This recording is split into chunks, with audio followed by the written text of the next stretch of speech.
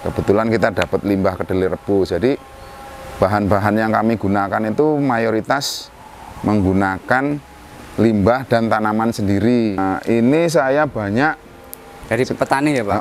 Dari petani, petani ya, Pak. Karena memang target tujuan Tapak Sembrani dulu berdiri ingin memanfaatkan limbah pertanian itu menjadi pakan ternak. Satu sisi nanti akan bisa meningkatkan taraf pendapatan petani. Daerah ya, petani. Assalamualaikum Pak Edi. Waalaikumsalam. Kegiatan kita seperti biasa membuat pakan untuk ternak domba, kambing, dan sapi. Intinya ternak pakan untuk rumenansia. Nah, ini bahan-bahan yang kita gunakan ini salah satunya jungle jagung. Ini komposisinya untuk complete feed ya Pak ini? Ya, nanti untuk bikin complete feed ini nanti kita akan giling lembut supaya mudah untuk dicerna. Melayani apa saja Pak di peternakan panjenengan Pak ini Pak? Untuk di peternakan saya ini melayani ya pemesanan domba sama pakan. Ada juga sih matengannya biasanya kambing guling. Ya. Kalau untuk pemasarannya udah sampai wilayah mana Pak untuk yang pakannya ini Pak ini? Untuk pakan ini kita udah sampai ke Jawa Barat, Jawa Tengah, ya Jogja pada khususnya. Luar biasa. Awal mula kok bisa membuat pakan itu bisa berbagi ilmu Pak ini? Ya, awal mula membuat pakan awalnya kami ternak dulu. Ternak dulu Pak? Ya, kami sampai hari ini sih masih beternak juga. Jadi kita membuat pakan awalnya untuk ternak sendiri. Setelah tahu teman-teman di peternakan yang beternak akhirnya ingin ikut membuat, tapi setelah membuat ternyata jatuhnya lebih mahal dikalkulasi, terus mereka akhirnya malah pesan ke tempat kami. Nah, sampai hari ini akhirnya kami termotivasi untuk fokus di pakan ternaknya. Jadi ternaknya masih ada tapi nggak banyak, populasinya udah dikurangin. Nah Pak, kalau untuk pakan ini aman untuk breeding atau yang fattening Pak? Kalau yang kita buat pakannya lebih untuk ke breeding karena breeding, ya, kita lebih ke serat ya. Nanti untuk fattening harus ditambah konsentrat yang bagus lah konsentratnya. Tuh. Kalau untuk yang jungle jagung itu nutrisinya berapa persen Pak ini Pak? Kalau jungle jagung ini nutrisinya cuma 2,8, hampir 3%. Itu kalau bukan untuk makanan pokok ya ini? Wah, kalau untuk makanan pokok kurang bagus ini. Kurang bagus ya? Nah, nanti ini akan kita naikkan nutrisinya dengan bahan-bahan yang lain yang nutrisinya tinggi gitu. Kalau di tempat kami itu ditambah dengan indigo vera sama kedelai rebus. Kebetulan kita dapat limbah kedelai rebus. Jadi bahan-bahan yang kami gunakan itu mayoritas menggunakan limbah dan tanaman sendiri. Makanya harganya relatif murah. Nah, misalnya kita punya domba 10 itu berarti kita butuh berapa ini? Berapa kilo Pak? Kalau rata-rata per hari itu ini 4-5% ya, tergantung genetiknya. Genetiknya ya, bobotnya ya Pak? Bobot bisa, genetik berpengaruh. Semakin genetiknya semakin bagus ya dia makannya semakin banyak. Itu. Tapi kalau genetiknya kurang bagus ya makannya sedikit, ya pertumbuhannya kurang bagus juga. Nah, bagi pemula yang ingin juga seperti jenengan, apa yang perlu diperhatikan Pak dalam pembuatan pakan menggunakan jungle jagung ini Pak? Ya, untuk menggunakan jungle jagung sebagai pakan ternak itu yang lebih enak itu beli yang sudah lembut. Yang lembut ya Pak? Ya, yang udah digiling, karena nanti investasi untuk mesin gilingnya itu relatif sangat-sangat mahal. Gitu. Nah, terus kalau kita menggunakan mesin-mesin yang murah, jenengan akan rugi di mesinnya karena nggak speknya gitu. Jadi mesinnya itu pasti akan cepat hancur. Gitu. Dan itu udah saya buktikan, saya ganti mesin ya udah berapa kali? Berapa kali Pak itu? Mungkin ada kalau 6 kali. 6 kali ya Pak? Akhirnya kita modifikasi sendiri. Tuh.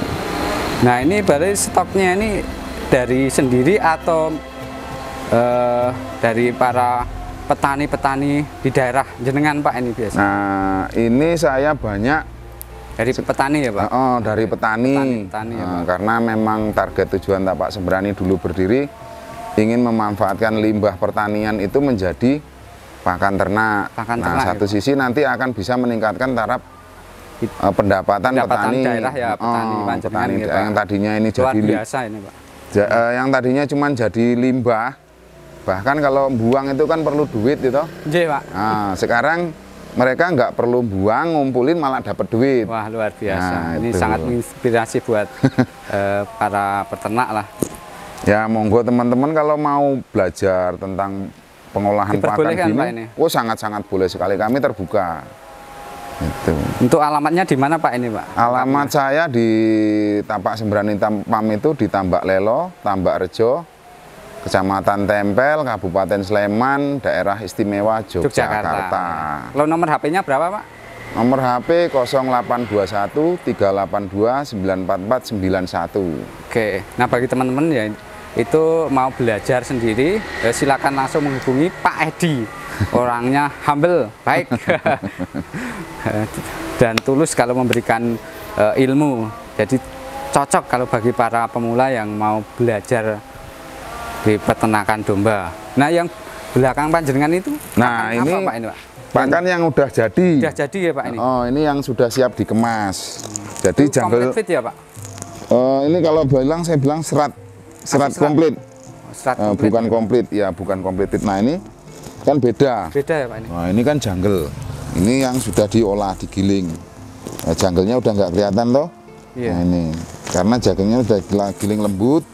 Nanti dicampur dengan yang tadi saya bilang. Kalau yang ini campurannya apa saja Pak ini? Ini indigo vera, terus ampas singkong, gama umami, ya. Nah itu terus ada juga rumput odot, karena kita tanam di kebun itu ya macem-macem. Ya. Nah ini jadinya seperti ini, kita olah, kita campur. Jadi ini juga bagian dari hasil bank pakan sendiri juga ya Pak? Ya, betul. Ini adalah benar-benar peternak juga menginspirasi dan punya bank pakan sehingga bisa mewujudkan apa benar-benar peternakan yang mandiri ya Pak. Ya kita harus jadi peternak mandiri lah. Boleh beli tapi ya jangan semua. Kalau mau beli semua sekaligus ya nggak apa-apa, sebenarnya masih bisa untung kok. Itu masih bisa Pak, misalnya masih, pakan itu beli Pak? Bisa, seandainya contoh peternak tapi dia pegawai negeri, nah, kayak gitu. Dia daripada buat sendiri, belum tentu harganya lebih murah daripada beli, ya enakan beli. Iya, waktunya itu ya. Waktu toh kan pasti kurang banyak waktu.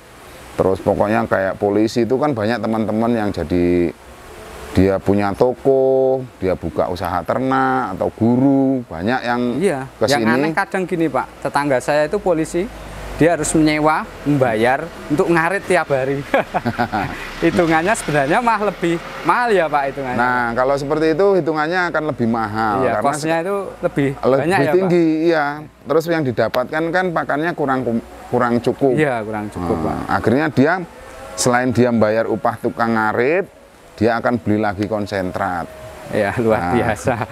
Itu yang saya alami dulu, saya seperti itu. Akhirnya saya termotivasi untuk membuat pakan ini karena sebenarnya itu keluhan-keluhan dari teman-teman juga pertamanya. Oke. Gitu. Oke teman-teman, nah ini baterainya mau habis. Nanti biar teman-teman penasaran, nanti langsung WA aja. Contoh, yang ini sebelum saya tutup, ini apa Pak ini? Ini contoh pakan yang udah kita kemas. Jadi kita cetak kotak dengan kepadatan yang terukur.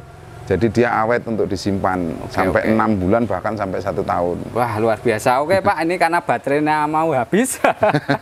Oke, teman-teman terima kasih sudah menonton video sederhana ini ya. Bagi yang masih penasaran, nanti akan saya cantumkan nomor HP yang ada di deskripsi, nanti bisa konsultasi sendiri biar lebih puas dan tahu segalanya. Oke, terima kasih teman-teman. Juga terima kasih kepada Pak Edi, semoga pekerjaannya dan usahanya semakin lancar dan sehat-sehat sekeluarga semuanya. Amin.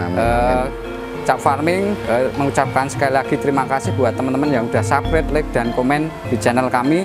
Semoga channel kami bermanfaat buat teman-teman semuanya. Sekian dan terima kasih. Salam seduluran sak lawase. Atur nuwun.